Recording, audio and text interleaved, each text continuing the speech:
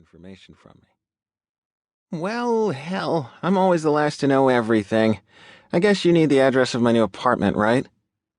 When she offers to text it to me, I accept gratefully. I'd completely forgotten that she'd moved after Lia's attack. Neither woman could face living in the building where Lia's stepfather had attempted to rape her. Hell, I'd gladly buy the place just to burn it down if St. Clair's University would allow it. Unfortunately, they wouldn't part with one of their dormitories. In a syrupy sweet voice, Rose adds, "Oh, and Lucian, my daddy just bought me a new Ruger SR9. Do you know what that is?" "A 9mm pistol," I answer warily. Sam is somewhat of a gun collector, and Ruger is one of his favorite brands of handguns. He usually opts for a shooting range, whereas Rose seems to be more of a loose cannon with her hobby. "That's right," she answers smoothly. "And if you've pulled a Jake on my friend, you'll be on the receiving end of it." Most people would laugh at that type of threat from a woman who tended to dress like a suppressed socialite in pearls and cashmere, but I knew better. The police had picked her up on several occasions recently for terrorizing her cheating ex-boyfriend. I was pretty sure by this point she wasn't all talk.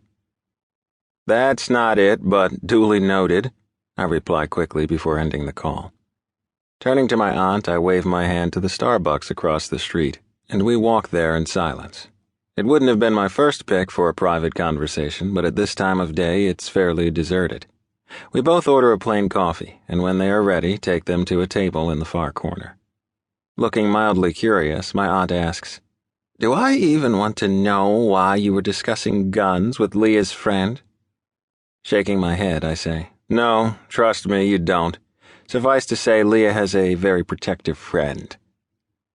My aunt takes a sip of her coffee, eyeing me thoughtfully.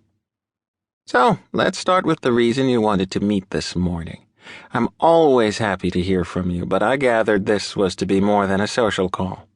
The smile on her face shows she notices me shifting sheepishly in my chair. It's the feeling many adult children have when reminded by a parent that they don't stay in touch enough. I love my aunt and would do anything for her, but until Lia, I'd always been more of a loner. I have friends who I consider family, but I prefer to keep them at a safe distance.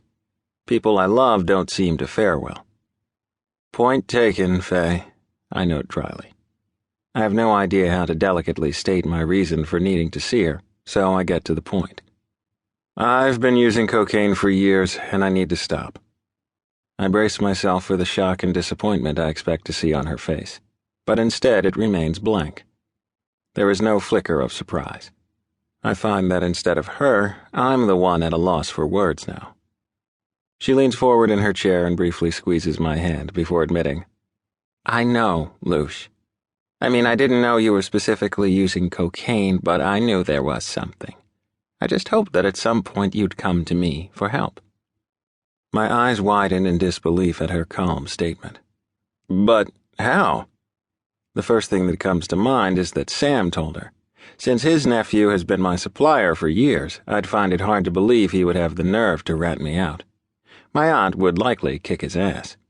That leaves only Lia and Aiden, and I can't see either of them letting her in on my secret. She releases a breath before answering my question. "I've spent years working in the emergency department at one of North Carolina's largest hospitals. Trust me when I say I've seen it all. I thought at first that I just imagined something that wasn't there. I'd notice your dilated pupils, but then when I saw you again, they were normal. Being that we would go weeks between visits, I couldn't be certain for a long time. In the last year, though, I've seen you more and have noticed a pattern. When Lia was in the hospital, though, you seemed fine, and I hoped that having her in your life had helped you gain control." Closing her eyes briefly, she drops her head before adding, "Luce, cocaine is deadly. This is going to make me sound like a horrible authority figure, but I'd have preferred marijuana." Attempting to lighten my aunt's morose mood, I joke, "So, you're more than fine with me smoking pot? I wish you'd have clued me into that when I was in high school. It would have prevented a whole lot of sneaking around on Aiden's and my part." Aunt Faye rolls her eyes.